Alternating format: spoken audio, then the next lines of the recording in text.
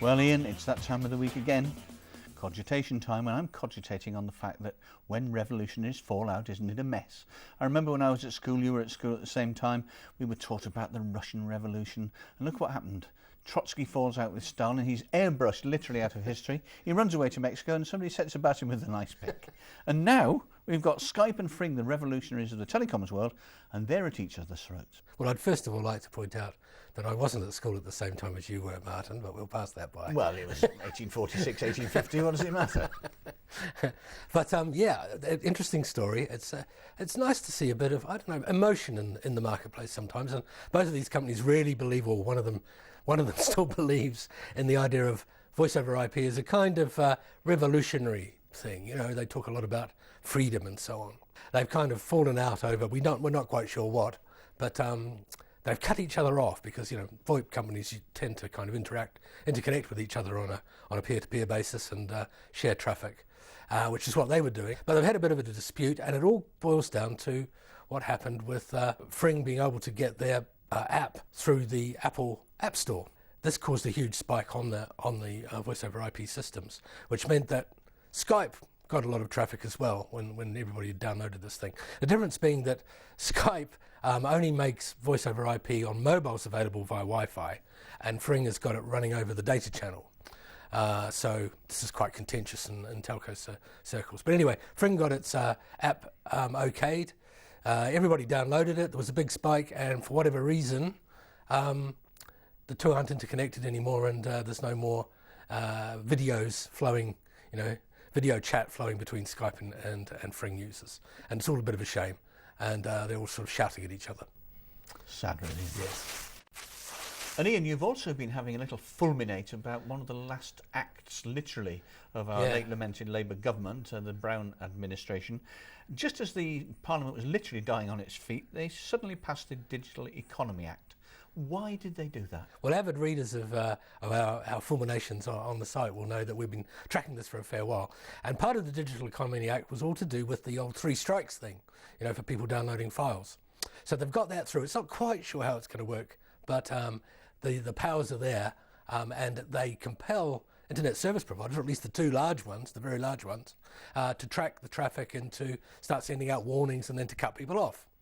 Now, I mean, you look at this and you think, why, when the economy was falling down around your ears, you know, we had a few weeks to go, you've been in office for 13 years, all of the stops were pulled out to get this bill through, and it's quite extraordinary, especially since the bill is going to be very contentious, especially once the full ramification of this bill becomes clear. You know, there's going to be a lot of civil unrest about it, I think, you know. Well, of course, this was the brainchild, if that's the right word, of the Prince of Darkness himself, and he likes being called that. Peter Mandelson, Lord Peter Mandelson, who used to be an MP, was brought back into the government after several scandals, and then didn't even have a constituency. He was just appointed as a Lord and became in charge of all this. A sort of, I think he was business secretary or something. Yes, it's ancient history now, but he's left this legacy for us because he seemed to have a lot of tie-up with the entertainment industry and all the rest of it. It'd be interesting to watch whether he pops up in a new guise somewhere. We were implying in the story that we'll be watching very closely to see who gets jobs with who over the next year or so, and the suspicion's got to be that there's some ulterior motive in this. There's no other way of looking at it. Well, as all journalists know, Ian, there's lies, damned lies and statistics, and as we also know, 73% I think it is, of all statistics are made up on the spur of the moment. And you've been looking at some more this week. We've heard of musical chairs, but you've been looking at musical numbers. What's all that about? Yes, well, it's this thing about, you know, if you take a series of statistics and then turn them around the other way, often you get a very different result. And there's been a survey done in the US about iTunes, asking them what they would like to see in terms of musical services, streaming services of the sort that Spotify are offering in Europe. You know, would they like them, would they not? Now, the astonishing thing to me was that they asked all of these iTunes users, not iPhone users, iTunes users, whether they would like to use a streaming service for free, and only a quarter of them said they would. Now this was turned around. That's been 3/4 of them said nah. So this was turned around to say a full quarter of all of the iTunes users would use a free streaming service. Only about 12%, half again, would ever, you know, consider looking at paying, say $10 a month for a streaming service like Spotify, which, you know, actually means instead of you having to download and own files, you just sort of log on and you get whatever music you like in whatever order you want to play it in. It's a great service, and Spotify works really well. But I think, you know, and they use these statistics and everything to boost the idea that everything was going to go streaming. I'm not sure that it is. That statistic, to me, a quarter of people would kind of consider it, even though it's free. 3/4 of them wouldn't. Smacks to me that people actually have a bit of a mental block about this, and I think it's to do with owning music. When I think of myself, in my younger days, I was a bit of a musical enthusiast. Part of the appeal of having music was this collector's idea.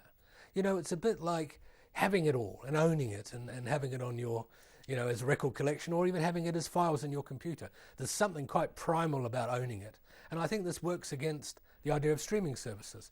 And the other side of it is that people have already spent a lot of money downloading iTunes. So in a sense, you know, a streaming service which is free, that's even worse, or one that you have to pay for, kind of undermines all that investment you've already made, because what good is buying all of those files if it's now free for £10 a month anyway? You know, so it's a different kind of financial proposition.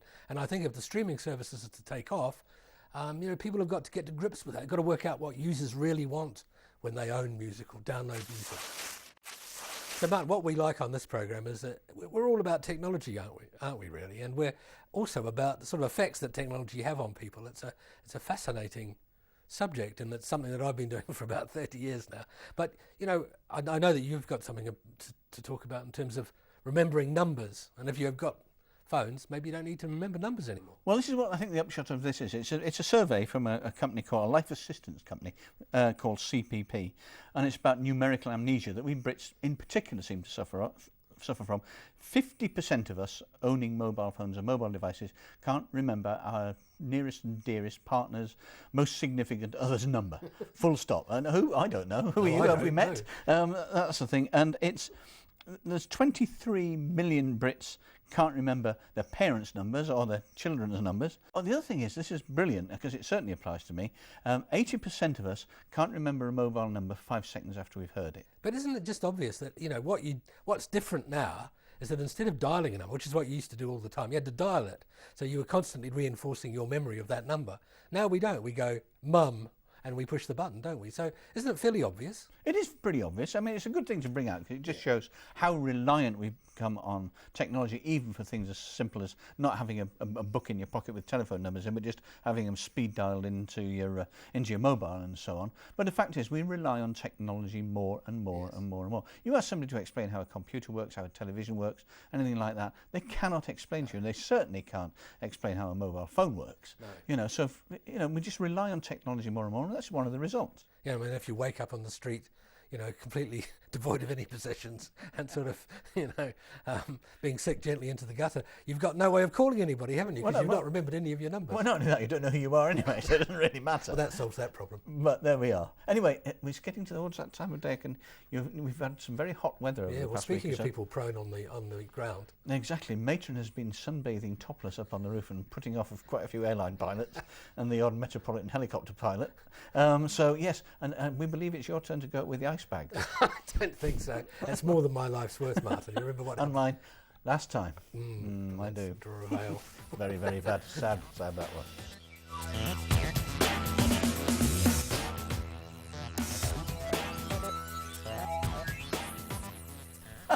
Matron's in the control room now. It's all change here. From next week, News Desk will go out on Thursday with all the latest news from TelecomTV.